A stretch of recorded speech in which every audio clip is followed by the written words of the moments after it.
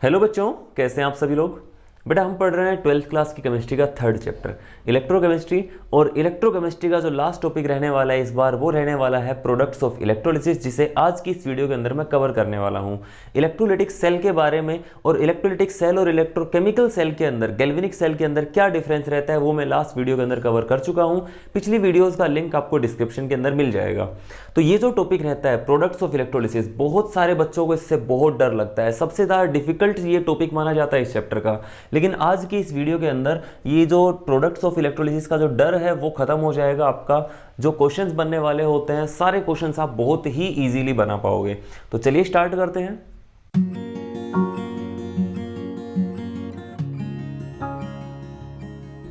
देखो भाई, सबसे पहली चीज जो आपको पता होनी चाहिए वो है इलेक्ट्रोलिसिस की डेफिनेशन। क्या होता है इलेक्ट्रोलिसिस? मैं इलेक्ट्रोलिसिस की डेफिनेशन लिख रहा हूं, आप लोग भी नोट कर लीजिए।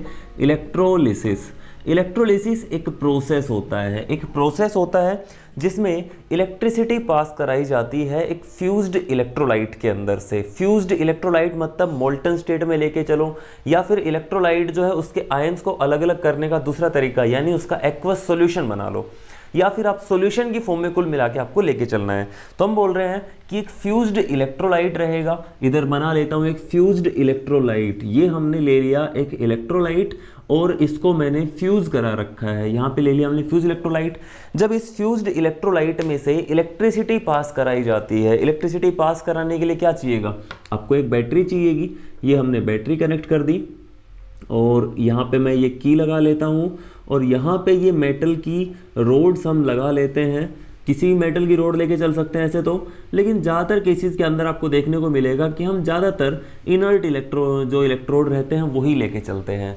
तो ये हम मेटल की रोड लगा लेते हैं और जब हम की को क्लोज करते हैं तो यहाँ से इलेक्ट्रिसिटी जो रहती है वो फ्लो होने लग जाती है, इस सॉल्यूशन में से इलेक्ट्रिसिटी पास होने लग जाती है। तो एक ऐसा प्रोसेस जिसमें हम क्या करते हैं, एक फ्यूज्ड इलेक्ट्रोलाइट में से इलेक्ट्रिसिटी पास कराते हैं और एक नॉन स्पॉन्टेनियस रिएक्शन जो रहती है उसको हम क्या करा देते हैं, इनिशिएट करा देते हैं। मतलब इलेक्ट्रिकल एनर्जी की हेल्प से केमिकल एनर्जी जो रहती है वो प्रोड्यूस करते हैं, जिससे केमिकल रिएक्शन स्टार्ट हो जाती है। ठीक है, इस प्रोसेस को हम क्या बोलते हैं? इलेक्ट्रोलिसिस बोलते हैं। इस प्रोसेस के यूजेस आपने पढ़े होंगे, 10th क्लास के अंदर पढ़े होंगे, 12th में भी पढ़ने को मिलेंगे। सबसे पहला जो यूज इसका आता है वो आता है कि जो हाईली रिएक्टिव मेटल्स होती है, कौन सी मेटल? जो बहुत ही ज़्यादा हाईली रिएक्टिव मेटल्स होती है, उनको प्योर स्टेट के अंदर एक्सट्रैक्ट करने के लिए, उनके जो सोल्ट होते हैं उनमें से हाईली रिएक्टिव मेटल को बाहर निकालने के लिए हम इलेक्ट्रोलिटिक रिडक्शन का यूज करते थे कि नहीं करते थे? वो जो प्रोसेस होता था वहाँ पे एक्चुअल में इलेक्ट्रोलिसिस ही होता था। सेकंड जो एप्लीकेशन मैं बता रहा हूँ वो रहती थी इलेक्ट्रोलिटिक रिफाइनिंग के अंदर। रिफाइनिंग का एक तरीका होता है इलेक्ट्रोलिटिक रिफाइनिंग, जिससे कि हम बहुत सारी मेटल्स का रिफाइनिंग करते हैं। तो इलेक्ट्रोलिटिक रिफाइनिंग के लिए भी इलेक्ट्रोलिसिस का यूज़ किया जाता है। और तीसरी एप्लीकेशन जो आती है वो आती है इलेक्ट्रोप्लेटिंग के अंदर।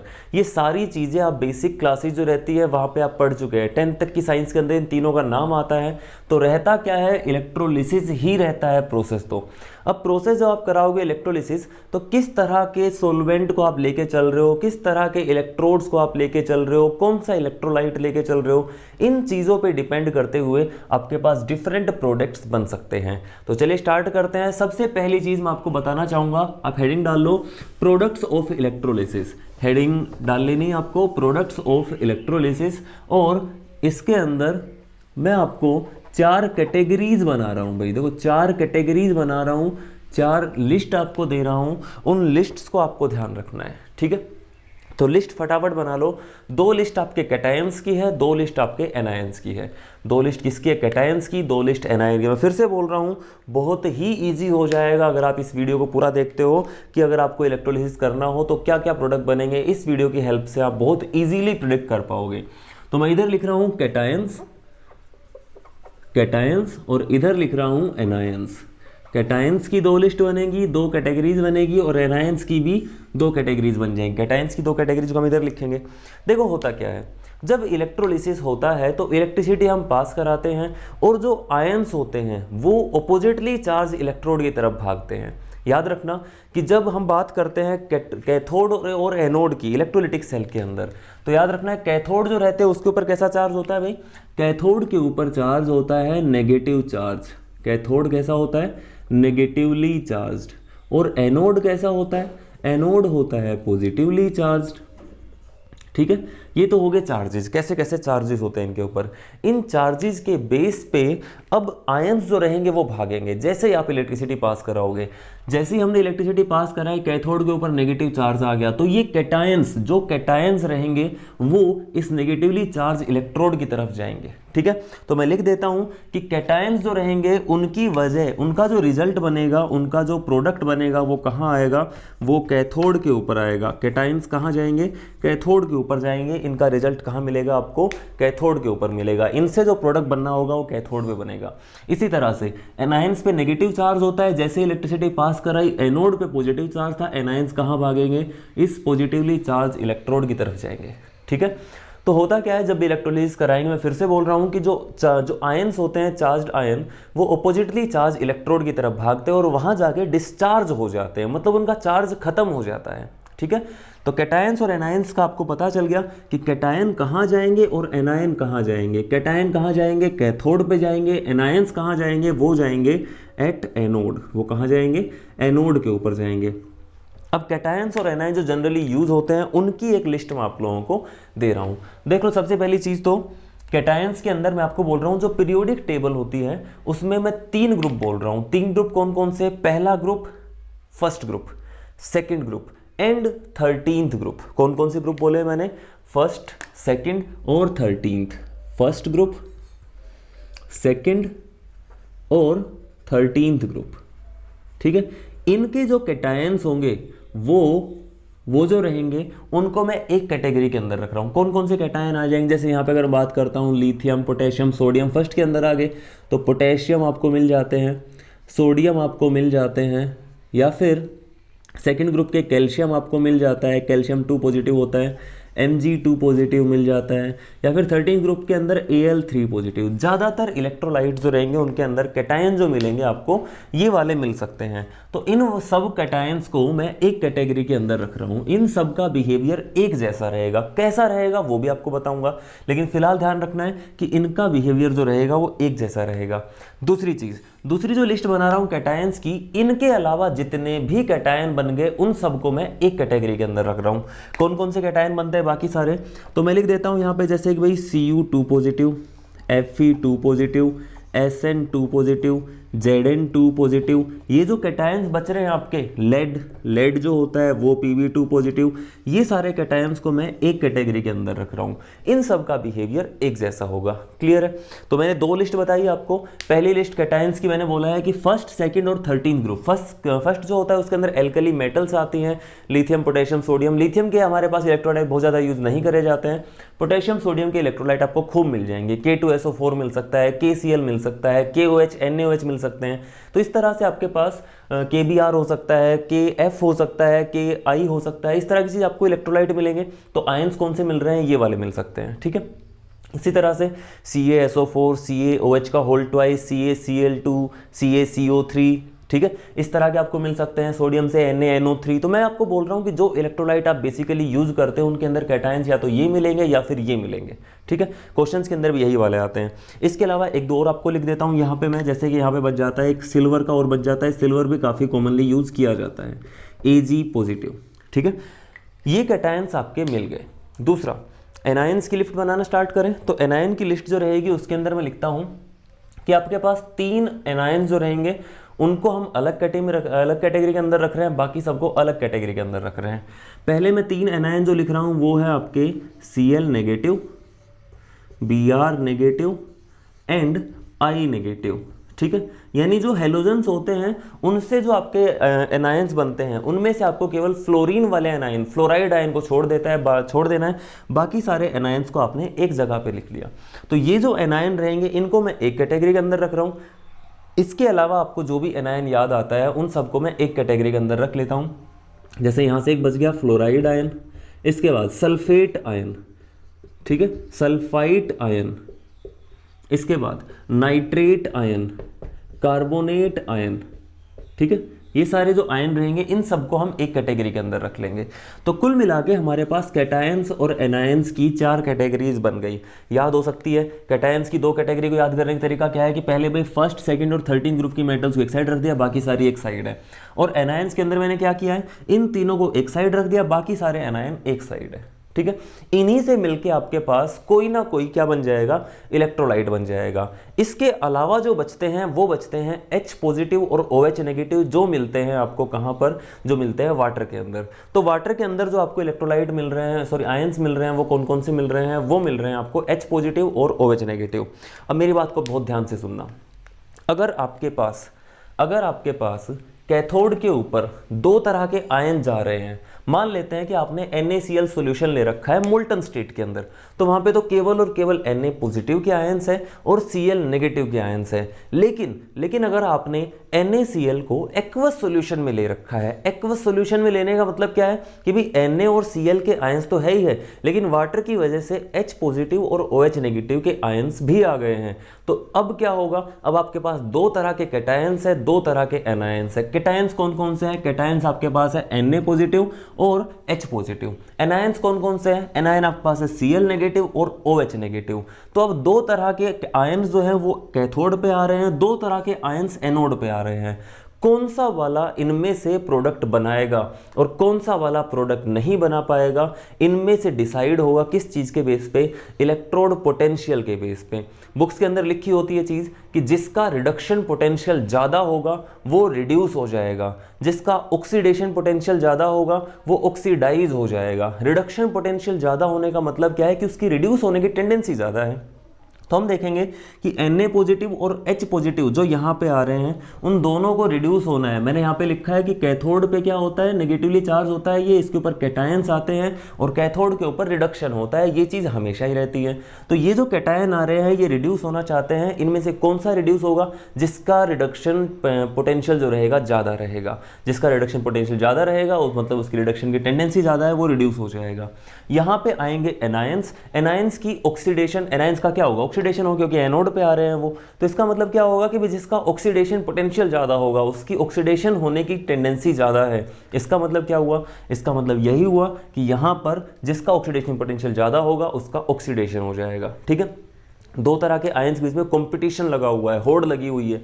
यहाँ पे Na पॉजिटिव और H पॉजिटिव में, यहाँ पे Cl नेगेटिव और OH नेगेटिव के अंदर। ठीक है, अब मैं आपको बता देता हूँ कि अगर आपके पास ये जो फर्स्ट ग्रुप वाले जो मैंने यहाँ पे लिखे हुए हैं, ये जो फर्स्ट ग्रुप वाले मैंने लिखे हुए हैं, अगर ये वाले कैटायन मिल जाते हैं और ये कॉम्पिटिशन कर रहे हैं H पॉजिटिव से, तो याद रखना है कि इनका जो इलेक्ट्रोड पोटेंशियल होता है, इन सब का इलेक्ट्रोड पोटेंशियल, इनका जो E0 वैल्यू होती है वो लेस देन होती है reduction potential of H positive to H2। इसका मतलब क्या हुआ, इसका मतलब ये हुआ, मैं फिर दोबारा लिख देता हूं यहाँ पे साफ साफ, अगर आपको लोगों को नहीं दिख रहा है, कि इन मेटल्स का रिडक्शन पोटेंशियल, E0 वैल्यू का मतलब क्या होता है, इनका रिडक्शन पोटेंशियल कम होता है किससे, E0 वैल्यू यानी कि रिडक्शन पोटेंशियल ऑफ हाइड्रोजन। तो इनमें से आप अब मेरे को बताओ किसका रिडक्शन होगा, रिडक्शन किसका होगा, हाइड्रोजन का होगा, ऑब्वियस सी बात है। तो इसका मतलब ये हुआ कि अगर होड़ लगी हुई है किस किस के बीच में, इन मेटल कैटायंस के बीच में और हाइड्रोजन के बीच में, जीतेगा कौन, हाइड्रोजन जीतेगा। हाइड्रोजन गैस जो रहेगी वो लिबरेट हो जाएगी, यहाँ से क्या लिबरेट होगी, यहाँ पे हाइड्रोजन गैस कैथोड पे लिबरेट हो जाएगी। अगर आप Na का या कोई भी आप इलेक्ट्रोलाइट लेके चल रहे हो और उसके अंदर एक्वस सॉल्यूशन बनाया हुआ है, ठीक है, इतनी चीज क्लियर होगी। दूसरी चीज, ये जो बचे हैं इनके केस में जस्ट उल्टा हो जाएगा। इनके केस में क्या होगा, इन सभी केस के अंदर मैं लिख देता हूं, इन सभी के केस में जो E0 वैल्यू होगी, इन सभी की, देखो मैं वैल्यू लिख रहा हूं क्योंकि एक का नाम तो लिखना थोड़ा मुश्किल है। इनकी वैल्यू जो E0 वैल्यू होती है वो ज्यादा होती है हाइड्रोजन से।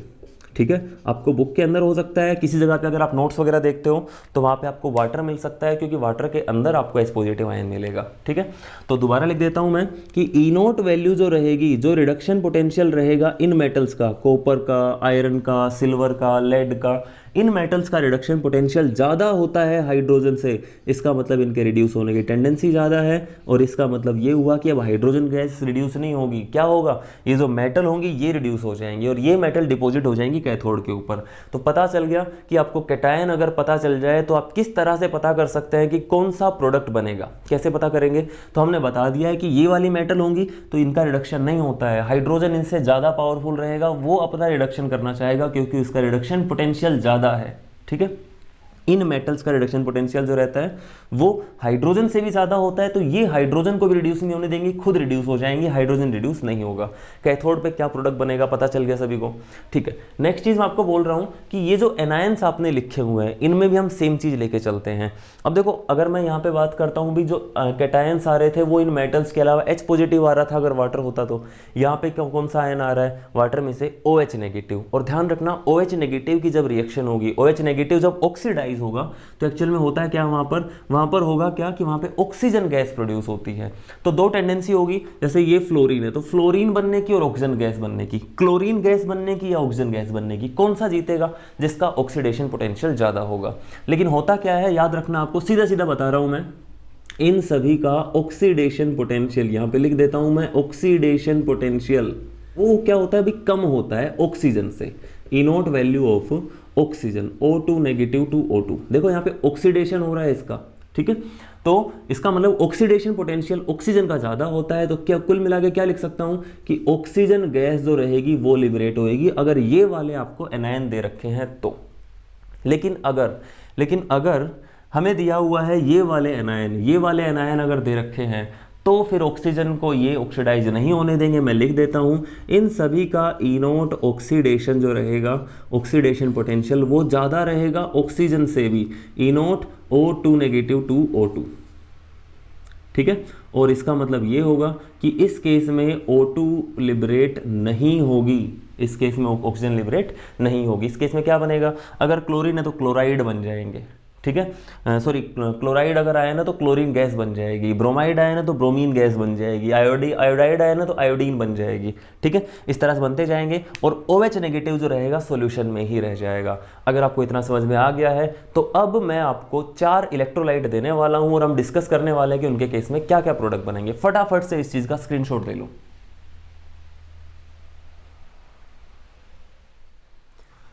ओके, तो देखो मैंने 4 सेल्स आप लोगों के सामने रखे हैं, 4 क्वेश्चंस आप लोगों को दे रहा हूं मैं कि आप लोगों को अगर ये इलेक्ट्रोलाइट्स दे दिए जाए विद इनर्ट इलेक्ट्रोड, जो इलेक्ट्रोड मैं यहाँ पे यूज कर रहा हूँ, ये जो इलेक्ट्रोड मैंने लगा रखे हैं सारे प्लेटिनम के इलेक्ट्रोड है। प्लेटिनम के इलेक्ट्रोड लगाने का फायदा ये है कि ये प्लेटिनम के इलेक्ट्रोड इस इलेक्ट्रोलाइट के साथ कुछ रिएक्शन नहीं कर सकते। प्लेटिनम एक इनर्ट मेटल होती है तो इसका मतलब प्लेटिनम तो रिएक्ट नहीं करेगा। तो सीधी सी बात ये है कि आपको दे रखे हैं इलेक्ट्रोलाइट्स, इन इलेक्ट्रोलाइट्स में से जब इलेक्ट्रिसिटी पास कराई जाएगी, जब इनका इलेक्ट्रोलिसिस होगा तो प्रोडक्ट्स क्या क्या बनेंगे वो चीजें आपको बतानी है। एक एक करके स्टार्ट करते हैं। सबसे पहला वाला जो दिया हुआ है वो दिया हुआ आपको एक्वस NaCl। कौन सा दिया हुआ है, एक्वस NaCl। तो सबसे पहली चीज, जैसे हम यहाँ से की को क्लोज करते हैं, की अभी सारी सारी ओपन है, किसी में इलेक्ट्रिसिटी पास नहीं करा रहे, एक एक करके देखते जाएंगे। तो देखो अगर कैथोड की मैं बात करता हूँ, कैथोड पे नेगेटिव चार्ज आएगा, एनोड पे पॉजिटिव चार्ज आएगा। यहाँ से कुछ आयंस जो रहेंगे वो ऑपोजिटली चार्ज्ड इलेक्ट्रोड की तरफ अट्रैक्ट होने लग जाएंगे। तो पहले तो आपको यही पता कर लो कि भाई कौन कौन से आयंस आपके पास है। देखो अगर NaCl आपने लिया हुआ है तो Na पॉजिटिव है, Cl नेगेटिव है, साथ साथ एक्वस बोला हुआ है तो H पॉजिटिव और OH नेगेटिव आयंस आपके पास। आपको पता चल गया कौन कौन से कैटायंस है, कौन कौन से एनायंस है। और अब देख लेते हैं कि जो ये कैटायंस होंगे ये कहाँ जाएंगे, ये जाएंगे कैथोड के ऊपर, क्योंकि इनके ऊपर कैसा चार्ज है, पॉजिटिव चार्ज है, तो नेगेटिव चार्ज इलेक्ट्रोड की तरफ भागेंगे। यहाँ पर कौन से वाला डिस्चार्ज हो पाएगा ये कैसे पता चलेगा, इसके लिए मैंने बोला है कि फर्स्ट, सेकंड और 13th ग्रुप के जो मेटल आयंस होते हैं उनको और हाइड्रोजन को अगर कंपेयर किया जाए तो हाइड्रोजन जो रहता है उसका रिडक्शन पोटेंशियल कैसा रहता है, वो ज़्यादा हाई रहता है, वो ज़्यादा पॉजिटिव रहता है। इसका मतलब ये हुआ कि इनके केसेस में हाइड्रोजन गैस जो रहेगी उसका रिडक्शन होगा, हाइड्रोजन गैस लिबरेट हो जाएगी। कहाँ पे, कहाँ गए थे ये, कैथोड पे। तो इस तरह से हम लिख सकते हैं कि कैथोड के ऊपर तो क्या हो जाएगा, हाइड्रोजन गैस लिबरेट होगी, लिख सकते हैं इतना। चलो मैं एक चीज लिख देता हूं, आपको इस तरह लिखना है, आपको एट एनोड, एनोड पे क्या होगा अभी, सॉरी कैथोड पे क्या होगा, एट कैथोड रिडक्शन हो जाएगा। रिडक्शन किसका हो रहा है? हाइड्रोजन का। मैं लिख दूंगा H पॉजिटिव जो रहेंगे एक्वस फॉर्म में, ये इलेक्ट्रॉन्स गेन करेंगे और क्या बनाएंगे? H बनाएगा। लेकिन H तो नहीं रहता है, हाइड्रोजन गैस डाइएटॉमिक रहती है, H2 की फॉर्म में रहेगा। यहाँ पर हाइड्रोजन गैस के बबल्स दिखने लग जाएंगे आपको। कौन सी गैस के?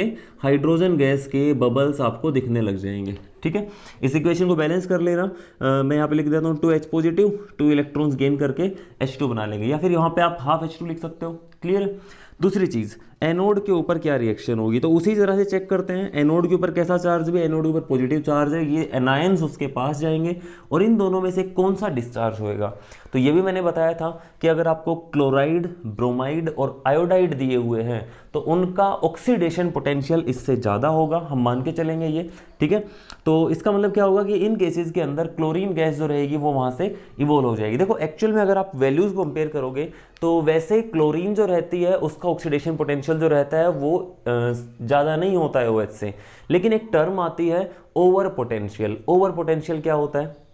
अगर हमारे पास एक इस तरह का इलेक्ट्रोलाइट दिया हुआ है जिसके अंदर 2 आयन्स आपको दिए हुए हैं, क्लोराइड आयन है और OH नेगेटिव आयन है, और दोनों की जो कंसंट्रेशन है वो ऑलमोस्ट सेम है, इन दोनों का जो ऑक्सीडेशन पोटेंशियल रहता है उसके अंदर भी बहुत ज़्यादा डिफरेंस नहीं रहता है। तो आपको याद रखना है उन केसेस के अंदर जो क्लोराइड आयन रहेंगे, ब्रोमाइड आयन रहेंगे, आयोडाइड आयन जो रहेंगे, ये अपनी गैसेज के अंदर कन्वर्ट हो जाते हैं। ये जो OH नेगेटिव आयन होता है इसका ऑक्सीडेशन पोटेंशियल स्लाइटली ज़्यादा होता है, मतलब इसका ऑक्सीडेशन होना चाहिए, still it can not be oxidise at anode. ऐसा इसलिए होता है क्योंकि OH की कंसंट्रेशन बहुत कम होती है। कंसंट्रेशन कम होगी तो ऑक्सीजन जो रहेगी वो कम बनेगी, ऑक्सीजन बन ही नहीं पाएगी यहाँ पे। ठीक है, क्लोरीन गैस जो रहेगी वो यहाँ से क्या होगी? इवोल्व होगी। तो यहाँ पर मैं लिख देता हूँ कि एनोड के ऊपर क्या होगा? जो क्लोराइड आयंस है वो क्या करेंगे भाई? वो अपने इलेक्ट्रॉन्स को लूज कर देंगे और Cl2 बना लेंगे, वो भी डिस्चार्ज हो जाएंगे, Cl2 की फॉर्म में आ जाएंगे, Cl2 गैस की फॉर्म में, और 2 इलेक्ट्रॉन रिलीज करेंगे अगर 2 क्लोरीन मिलते हैं। तो इसको बैलेंस कर लेते हैं। ओवरऑल जो रिएक्शन होगी वो क्या होगी? रिएक्शन इस तरह से होगी कि 2 इलेक्ट्रॉन यहाँ पे, 2 इलेक्ट्रॉन वहाँ पे, इन दोनों को आप कैंसिल आउट कर लोगे। लिख देता हूँ 2H positive plus 2Cl negative, इन दोनों से मिलकर बन गया H2 प्लस Cl2। ये 2 चीज़ें हो रही है यहाँ पे। ठीक है, साथ साथ आपको ये भी देखना है कि जो आयंस बच गए, ये हाइड्रोजन आयन इवोल्व हो गए, ये क्लोराइड आयन जो थे ये भी इवोल्व हो गए क्लोरीन गैस बना के। जो बचे हुए हैं वो आपस में कंबाइन हो जाएंगे और हम बोलेंगे इस एक्वस सॉल्यूशन बचेगा किसका? NaOH का। किसका बचेगा? NaOH का। एक्चुअली ये जो तरीका होता है कि NaCl के एक्वस सॉल्यूशन में से इलेक्ट्रिसिटी पास कर दे, यही तरीका होता है NaOH को प्रिपेयर करने का। इस सेल को बोला जाता है कास्नर केलर सेल, और ये जो मेथड रहता है इससे हम NaOH या फिर कॉस्टिक सोडा को प्रिपेयर करते हैं। तो मेरे हिसाब से ये चीज़ आपको क्लियर हो गई होगी, मैंने बहुत डिटेल में बताया है। बाकी जो एग्जाम्पल रहेंगे उनको आप खुद भी कर सकते हो, मैं डायरेक्टली इनके आंसर्स आपको बता रहा हूँ। देखो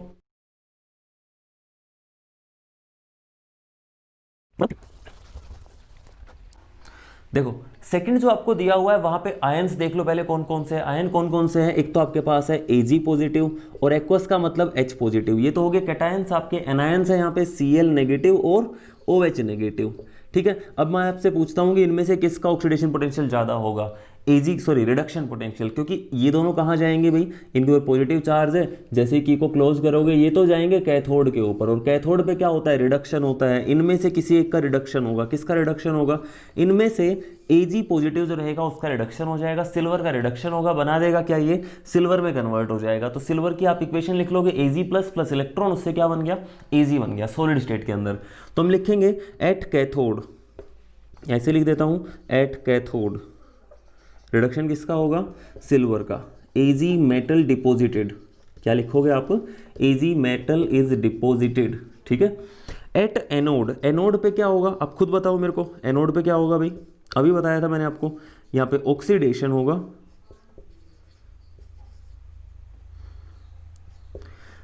क्या होगा? यहाँ पे Cl नेगेटिव और OH नेगेटिव आयंस है, इनमें से कौन से वाले जो होंगे ऑक्सीडाइज होंगे? तो आपको पता होना चाहिए कि Cl नेगेटिव जो होते हैं वो क्या हो जाते हैं? ऑक्सीडाइज हो जाते हैं। अगर Cl नेगेटिव और OH नेगेटिव को आपको क्या करना है? कंपेयर करना है। तो यहाँ से मैं लिख देता हूँ Cl2 gas इवोल्व्ड, Cl2 gas evolve. पीछे क्या क्या बचेंगे, पीछे बचेगा H और OH यानी वाटर पीछे बच जाएगा। क्लियर है। थर्ड को देखते हैं। थर्ड में क्या होगा, कैथोड के ऊपर क्या रिएक्शन होगी वो आपको लिखनी है, एनोड के ऊपर क्या रिएक्शन होगी वो लिखनी है, और फाइनली मैं डायरेक्टली प्रोडक्ट लिख रहा हूँ। मैं बोलता हूँ कि कॉपर जो रहेगा और H पॉजिटिव, इन दोनों के बीच में कंपटीशन है तो ऑब्वियस सी बात है कॉपर जीतेगा यहाँ पे। तो मैं यहाँ पे लिख देता हूँ, यहाँ पर आएगा क्या, copper metal deposited at cathode. Anode के ऊपर देखो अभी क्या है, यहाँ पे अब की बार है सल्फेट आयन। तो सल्फेट आयन और जो हमारे पास हाइड्रोक्साइड आयन होता है, इनमें से कौन जीतता है, इनके अंदर कौन जीतेगा, बताओ कौन जीतेगा इनके अंदर। तो इनके अंदर जीतेगा कौन, ये OH आयन। ठीक है, तो इसका मतलब क्या होगा, यहाँ पर ऑक्सीजन गैस जो रहेगी वो इवोल्व हो जाएगी, ऑक्सीजन गैस इवोल्व हो जाएगी कहाँ पर, एनोड के ऊपर। ठीक है, ये हो गया। बचेगा क्या क्या, एक तो हाइड्रोजन बचेंगे और ये सल्फेट बचेगा। तो कुल मिलाकर सॉल्यूशन जो फाइनली बचेगा वो क्या बचेगा, सल्फ्यूरिक एसिड बचेगा, H2SO4 बच जाएगा। लास्ट का आंसर लिख रहा हूँ आपके सामने में। लास्ट में आपको बताना है कि कॉपर कैथोड के ऊपर क्या होगा और एनोड के ऊपर क्या होगा। वहाँ पे आपको दिए हुए हैं पोटेशियम सल्फेट, आपको दिया हुआ है। तो पोटेशियम और हाइड्रोजन का कंपटीशन होगा, सल्फेट और हाइड्रोक्साइड आयन का कंपटीशन होगा। तो यहां से पोटेशियम और H पॉजिटिव में तो क्या जीतेगा, हाइड्रोजन गैस जीतेगी। ठीक है, कैथोड के ऊपर ये हो गया। एनोड के ऊपर क्या होगा, एनोड के ऊपर सल्फेट और ऑक्सीजन में से ऑक्सीजन गैस जीत जाएगी। ठीक है, इस तरह से हाइड्रोजन और ऑक्सीजन यहाँ से बन जाएंगे। तो इस तरह से आपको पता होना चाहिए कि जब हम इलेक्ट्रोलिसिस कराते हैं तो किस किस तरह से रिएक्शन होती है और क्या क्या प्रोडक्ट्स बनते हैं। आई होप इस तरह के सारे क्वेश्चंस आप कर सकते हो। एक क्वेश्चन मैं आप लोगों के लिए छोड़ रहा हूँ, अगर मेरे को दिया जाता है NaNO3 एक्वस अगर गिवन है तो बताओ इसके अंदर कैथोड पे क्या बनेगा और एनोड पे क्या बनेगा। इसका आंसर थोड़ी देर में स्क्रीन पे फ्लैश हो जाएगा, आप लोगों को बस सोचना है इसके बारे में। ठीक है, ओके। लास्ट केस आप लोगों के सामने लेके चल रहे हैं। लास्ट केस जो रहेगा वो किसका है, वो हमारे सामने है भाई। अगर हमारे पास जो इलेक्ट्रोड्स हैं वो भी किसी एक्टिव मेटल के दे दिए जाए। देखो सिल्वर जो है वो बहुत ज़्यादा एक्टिव तो नहीं है, लेकिन अगर सिल्वर को सिल्वर नाइट्रेट के सॉल्यूशन के अंदर रखते हैं तो सिल्वर के एटम्स जो हैं सॉलिड स्टेट वाले वो एक्वस के अंदर जा सकते हैं और एक्वस से सॉलिड स्टेट के अंदर आ सकते हैं। एक इक्विलिब्रियम सेटअप हो ही सकता है वहां पे। तो जब मेटल्स जो हैं सॉलिड स्टेट में से सॉल्यूशन के साथ वो अगर वो इंटरेक्ट कर सकती है किसी भी तरह से तो क्या चेंजेस आते हैं, यानी जब इलेक्ट्रोड भी हमारा एक एक्टिव पार्टिसिपेंट हो जाता है किसके अंदर, इलेक्ट्रोलिसिस के अंदर, तो क्या चेंजेस आते हैं ये और देख लेते हैं। इसके बाद हमारा चैप्टर खत्म हो जाएगा। तो देखते हैं, सबसे पहली चीज हमें क्या करना पड़ेगा, इस बैटरी को क्लोज करना पड़ेगा, सॉरी इस की को क्लोज करना पड़ेगा। जैसे ही की क्लोज होगी हमारे पास चार्ज डेवलप हो जाएंगे। कहां पे चार्ज डेवलप हो जाएंगे, इन दोनों इलेक्ट्रोड्स के ऊपर। यहां पे पॉजिटिव चार्ज, यहां पे हो जाएगा नेगेटिव चार्ज। ये आपका कैथोड है जो सिल्वर का बना हुआ है ये, और ये जो है ये आपका एनोड है जो कि सिल्वर का ही बना हुआ है। ठीक है, इसके बाद हम क्या बोलते हैं कि जब आप इलेक्ट्रिसिटी पास कराओगे तो जो यहाँ पर आपके पास इलेक्ट्रोलाइट के अंदर आयन्स है, कौन कौन से आयन है, एक तो है आपके पास Ag पॉजिटिव और दूसरा है nitrate ion NO3 negative ion. ये दोनों आयन्स है। साथ साथ बोला हुआ है कि एक्वस सॉल्यूशन है। एक्वस का मतलब H पॉजिटिव और OH नेगेटिव आयन्स भी है। अब इन सारे आयन्स के बीच में क्या होगा भाई, इंटरेक्शन होना स्टार्ट होगा, कंपटीशन होना स्टार्ट होगा। तो मैं इस तरह से लिखता हूं कि एट कैथोड के ऊपर कौन कौन जाएंगे, साफ साफ देखना आपके सामने लिखा हुआ है कि भाई एक तो Ag पॉजिटिव एक H पॉजिटिव, ये दोनों ही इस नेगेटिवली चार्ज इलेक्ट्रोड की तरफ जा सकते हैं। वो तो क्यों ही जाएंगे। इन दोनों में से कौन जीतेगा, कंपटीशन में अगर इन दोनों का लगता है तो कौन जीतेगा, आपको बता रखा है सिल्वर जीतेगा। मैं बोलता हूं कि Ag मेटल डिपोजिटेड, जो आपका कैथोड रहेगा उसका साइज इंक्रीज करने लग जाएगा क्योंकि वहां पर जो सिल्वर मेटल है वो डिपोजिट हो रही है। एनोड के ऊपर क्या रिएक्शन होगी, एनोड के ऊपर क्या चेंज दिखेगा वो चीज़ और देख लेते हैं। तो एनोड के पास कौन आएंगे, एनोड पॉजिटिवली चार्ज, इसके पास आएंगे नेगेटिवली चार्ज आयंस, ये दोनों आएंगे। लेकिन साथ साथ देखो हम बोल रहे हैं कि एनोड के ऊपर ऑक्सीडेशन होगा, तो ये जो सिल्वर मेटल यहाँ पे है ये भी तो नीचे जा सकती है, ये भी तो क्या हो सकती है, घुलना स्टार्ट हो सकते हैं। इसका भी तो क्या हो सकता है, ऑक्सीडेशन हो सकता है। और यही होगा जब एनोड जो रहेगा किसी एक्टिव मेटल का रहेगा तो उस मेटल के डिसॉल्व होने के चांसेस बहुत ज़्यादा रहेंगे। ठीक है, तो आपको लिख लेना है कि एनोड के ऊपर अगर आपने कोई एक्टिव मेटल ली हुई है तो वो मेटल जो रहेगी वो क्या हो जाएगी, वो डिसॉल्व हो जाएगी। आप खुद सोचो, अगर आप सिल्वर की मेटल को एक एसिड के अंदर रख लेते हो, एक एसिड के अंदर रखते हो, तो वहाँ पे चांसेस तो रहते हैं रिएक्शन होने के। मान लेते हैं कि सिल्वर जो रहती है हाइड्रोजन से कम रिएक्टिव रहती है, लेकिन हाइड्रोजन और ये नहीं था, हमारे पास केवल ये आयंस है और Ag और NO3 आपस में रिएक्ट तो करना चाहेंगे। अगर यहाँ से सिल्वर आयंस कम हो रहे हैं तो बाहर से सिल्वर यहाँ से मिल भी तो सकते हैं, है ना। तो जो एक्टिव मेटल रहेगी वो मेटल कटना स्टार्ट हो जाएंगी। एजी इलेक्ट्रोड स्टार्ट्स डिजोल्विंग, वो डिजोल्व होना स्टार्ट हो जाता है धीरे धीरे किसके अंदर, इन द इलेक्ट्रोलिटिक सॉल्यूशन। वो धीरे धीरे उसका साइज जो रहेगा डिक्रीज होना स्टार्ट हो जाएगा। कैथोड पे इस तरह की चीज नहीं आएगी। कैथोड जो रहेगा भाई वो तो पहले से ही सॉलिड स्टेट में है, उसका और क्या रिडक्शन होगा। सिल्वर अब नेगेटिव में तो जा नहीं सकता उसकी ऑक्सीडेशन स्टेट, तो हम बोलते हैं कि कैथोड के ऊपर कोई चेंज नहीं आएगा, एनोड जो रहेगा उस पर कुछ चेंज आएगा, और वो मैंने आपको बता दिया किस तरह चेंज होने वाला है। क्लियर है। तो इस तरह से हमारा ये चैप्टर जो रहता है, थर्ड चैप्टर कंप्लीट हो जाता है। इस चैप्टर को आपको बहुत ध्यान से समझ लेना है। प्रैक्टिस वीडियोस भी मैंने आपको दे रखी है इस चैप्टर के बीच में ही, पूरी प्लेलिस्ट आपको डिस्क्रिप्शन के अंदर दे रहा हूँ। इस चैप्टर को बहुत अच्छे से पढ़ो और अगले चैप्टर के लिए तैयारी करते हैं फिर हम। ठीक है, तो मिलते हैं नेक्स्ट वीडियो के अंदर। तब तक के लिए पढ़ते रहिए, सीखते रहिए। Thank you and good bye.